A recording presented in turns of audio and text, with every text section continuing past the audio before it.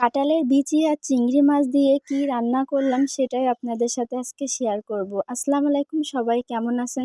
একটি ভিডিও নিয়ে আবারও আপনাদের মাঝে হাজির হলাম। কম বেশি কচুরমুখী তরকারি আমরা সবাই পছন্দ করি এবং খেয়ে থাকি। কচুরমুখী, পুঁই শাক, কাঁঠালের বিচি আর চিংড়ি মাছ যদি একসাথে রান্না করা হয় তাহলে কেমন লাগবে? ওই দিন তো মনে হয় শুধু ওইটা দিয়েই ভাত খাই। এখানে আমি বেশ একটু মাঝারি সাইজের চিংড়ি মাছ নিয়েছি, কাঁচা জাল কেটে রেখেছি আর কিছু পেঁয়াজ। ফ্রিজে আমি মশলাগুলো বেটে রাখছিলাম, তো মশলাগুলো আমি বের করে নিয়েছি অনেক আগে। এখানে জিরে, সর্ষে, রসুন বাটা আছে আর কাঁচা ঝাল আর পেঁয়াজ তো আমি আগে কেটে রাখছিলাম। আর কাঁঠালের বিচিগুলো খোসা ছাড়াই আগেই আমি বেছে রেখেছি, তো কাঁঠালের বিচিগুলো বাছতে আমার অনেক সময় লাগছিল। আর চিংড়ি মাছগুলো আমি আর ছোট করে কাটিনি, তো ফ্রাই প্যানে তেল দিয়ে দিলাম। তেল গরম হয়ে গেলে তখন পেঁয়াজ রসুন দিয়ে দিছি। যেহেতু চিংড়ি মাছগুলো আগে একটু ভেজে নিতে হয়, তো ওখানে আমি তেলের ভিতরে চিংড়ি মাছগুলো হালকা একটু ভেজে নেব লাল লাল করে। একবারে আমি ঝাল আর পেঁয়াজটাও দিয়েছি। লবণ হলুদ দিলে মশলা একদম পুড়ে যাবে, এই জন্য আর দেয়নি। তো কাঁঠালের বিচিগুলো আমি একটু দিয়ে দিলাম, হালকা একটু ওর সাথে ভেজে নেব। এই জন্য হালকা একটু সবকিছু একবার নাড়াচাড়া করে ভেজে নেব,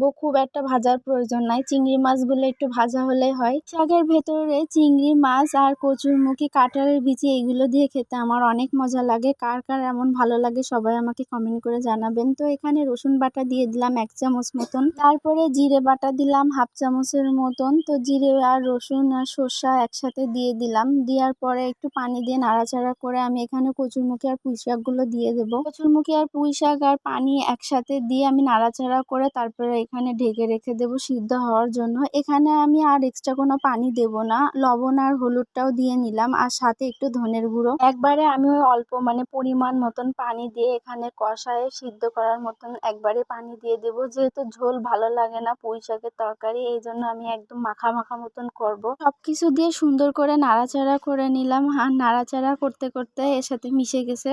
আর তারপরে আমি ঢাকনা দিয়ে ঢেকে রেখে দেবো। অর্ধেক পুঁই শাক দিয়ে আমি নাড়াচাড়া করে নিছিলাম, আর বাকি অর্ধেক পুঁই শাক দিয়ে আমি ঢাকনা দিয়ে ঢেকে রেখে দিছি। 5-10 মিনিট জাল হওয়ার পরে ঢাকনি উঁচু করে দেখছিলাম আসলে হয়েছে কিনা। তো তরকারি আমার কিন্তু প্রায় হয়েই গেছে, পানিটা শুকায় গেলে আমি নামাই নেব। রান্না করার সময় এত সুন্দর ঘ্রাণ বেরোচ্ছিল, ঘ্রাণের জন্য একদম পেট ভরে যাচ্ছিল আমার। এই তো গল্প করতে করতে আমার তরকারি প্রায় হয়েই গেছে। এরকম রান্না খেতে কে কে পছন্দ করেন আর কে কিভাবে রান্না করেন এটা আমাকে অবশ্যই কমেন্ট করে জানাবেন। তো আজকের মতন ভিডিও এই পর্যন্তই। আল্লাহ হাফেজ।